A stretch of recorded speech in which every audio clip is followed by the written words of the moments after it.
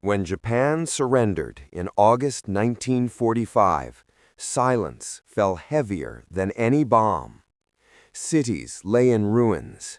Hope seemed like a luxury, and the people braced for what they thought would come next: punishment. Rumors spread quickly that the Americans would take revenge, that occupation meant humiliation. Mothers clutched their children tighter. Fathers stood guard over what little they had left. So when American soldiers and medics arrived in small villages with trucks full of supplies, few dared to approach.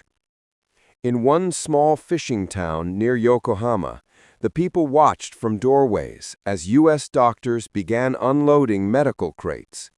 They expected confiscations, not care. But then something unexpected happened. An American medic knelt beside a crying child, speaking softly through a Japanese interpreter. He offered a gentle smile before administering a small vaccine shot. The child flinched, then giggled when the medic handed him a piece of candy. The mother, tears in her eyes, didn't know what to say. "Why?" she asked in broken English. The medic simply replied, "No more war. Only healing now." Word spread through the village like wildfire.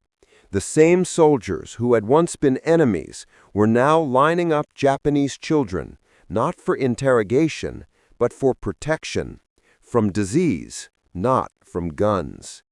The villagers began to step forward cautiously, offering thanks, bowing deeply as each child received their shot. For many, it was the first act of kindness from an outsider they had ever known. One elderly man later wrote in his diary, "They could have come to conquer, but they came to heal."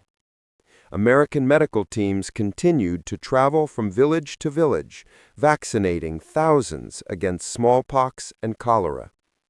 Over time, fear began to fade, replaced by something fragile but real: trust.